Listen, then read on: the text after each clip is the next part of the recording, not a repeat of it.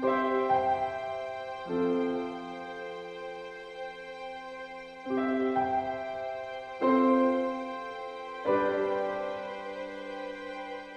All right. I'm Erik Winn. I'm Peterson. I'm Monica. I'm Jackson. I'm Isaac. And I'm Maria.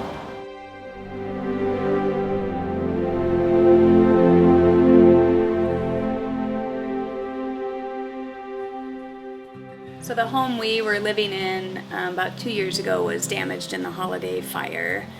And so we moved a few minutes down the street, but it was a bit of a downsize for us. So smaller home, not much land. So I transferred to cottage in San Ynez about 1.5 years ago, and just enjoyed the area and just wanted to see if we could get more house and more land, because we're a pretty big family and we have animals, and we were looking forward to having a nice big backyard. We have backyard chickens and we wanted to expand to other animals. Every evening I come home from work and gear up, get my milking bucket and go and milk the goats. We have a couple milking goats, and Aristea always comes with me. It's like the highlight of her evening. So we go down the steps and go hang out with the goats. She'll pet them and feed them and that sort of thing, while I'm separated a little ways away and I do the milking. Well, we heard a loud sound, and sometimes trees fall around here because a lot of them are kind of old, and usually it's like down by our creek in our backyard. It was a little breezy, and out of nowhere, this old dead tree completely falls over on top of her. I just see the dead tree just like falling over, and I look down, I see Ari, and I saw the whole tree just like crush her.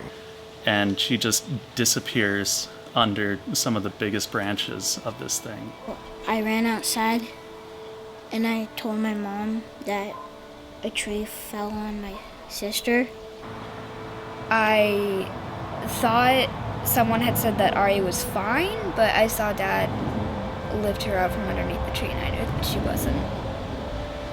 I saw Erik holding her, and I heard someone say to call 911, but it just didn't seem real, and so I looked at Erik directly, and it's kind of a ways down the stairs, and I said, "Am I calling 911?" And he said, "Yes, you're calling 911 now." And my heart just sank, because when the anesthesiologist says to call 911, you know it's really serious. Instantly started yelling and went and pulled these dead branches off of her, and she was just lying there folded over, not responsive, and really just broken by this thing. I could see that her leg was bent in a way that it shouldn't be, so I picked her up and tried to keep her as straight as possible, and did the basic life support things, opened the airway, and thank goodness she started breathing, and ran her upstairs and got ready for the paramedics to come. Maria had already called 911. We just ran out of the house. We left the older 4 kids here, and we just followed the ambulance to the airport in San Ynez, and we didn't get to ride with her because of the COVID-19 restrictions, and at that point she wasn't conscious, and she wasn't crying or talking or asking for us, so to kiss her goodbye and put her in a helicopter was probably the hardest thing I've ever done as a mom. She was in pretty bad shape.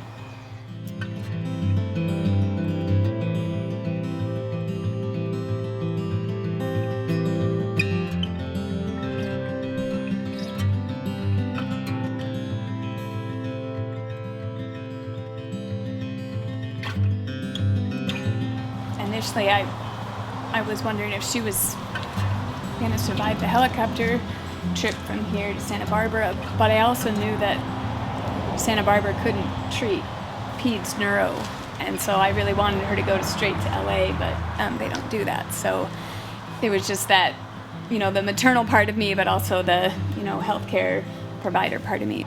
There is that dark part that you can go into, you can slip into and think about the worst case scenarios.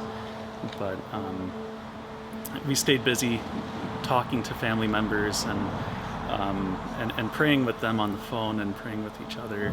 It was just trying to keep yourself from going to that worst case scenario or thinking about potential brain damage or all of that. So we were just, like I said, calling a bunch of people and texting everyone while we had a cell signal to just try and get as many people praying for her as we could.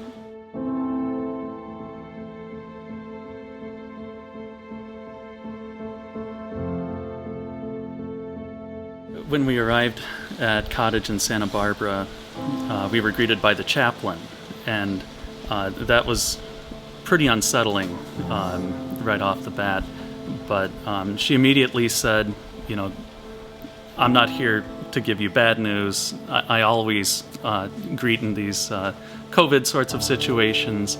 I've been delegated other duties, and so I'll be talking to you about what's happening right now, and I'll give you news as it arrives.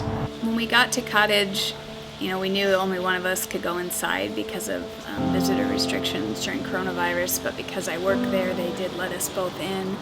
So that was a major blessing to be together. And they told us in the ED at Cottage that she had really turned a corner between being on the helicopter and being there.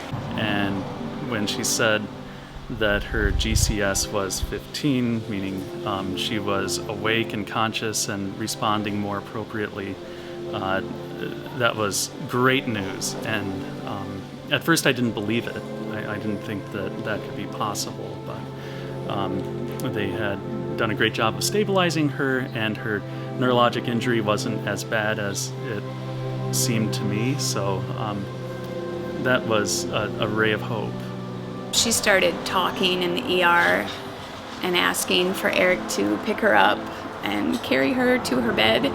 And we could tell that, you know, she was awake and aware and knew who we were. So we thought that was a really great sign. But we knew pretty quickly she was headed to Children's in Los Angeles.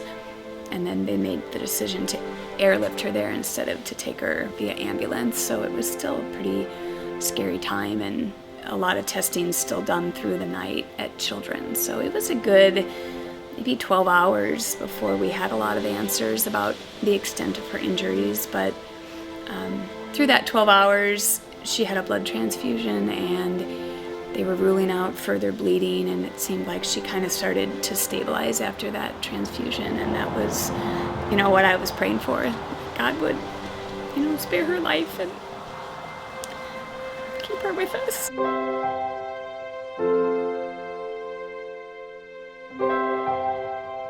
Towards the end of the ED stay in Children's, she did start to stabilize, and they were able to admit her to the ICU, which was incredible.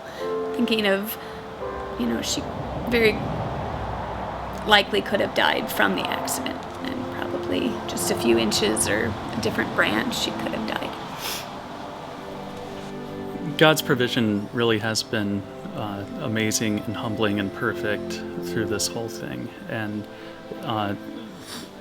this tragic thing that happened to Aristea fits into God's perfect plan, and it fits into his story that he's writing, and it fits into his person and his personality and his attributes. You know, he's all-knowing and all-powerful and everywhere all the time. He was back there when it happened, and he held her in his hand. So many people offered to help, to check on the older kids, to feed them. It was hard for me to say yes. I think that, to me, it's like admitting weakness, and we're so new to this community. We're new to the schools and the church. We haven't even lived here for a year, and we had so many people pouring out support, and it's just my reflexive nature to say, no, I've got it, I'm okay. But I was gone for a full week in LA. I didn't come home until she was discharged. And so for me, I tried to turn my thoughts through a lot of prayer and just thinking about, you know, this is God's way of providing for us. This is God's provision, and him just pouring out love for us through school communities, church communities, our work communities. We were just overwhelmed. And so to me, it was just saying yes, letting people see your mess, your weakness, your darkness, your needs, let them know that you're hurting. And we were just so blown away by this community that we've hardly been a part of for very long, just taking care of us. And it was such a blessing to have just the food and the help and everything. And I think that's what I gained most out of all this, is just being authentic and letting God provide for you through, hands and feet, these wonderful people that He mobilized and put in your life for a reason. He's full of goodwill for us. And it doesn't mean that things are going to be perfect and every day is going to be sunny. But He will carry you through, and He'll give you strength when you're weak. His blessings, sometimes they aren't seen for years, and you don't know. But we were very fortunate to see Him bless us through this whole thing, from the moment it happened onward. It's a beautiful, tragic story.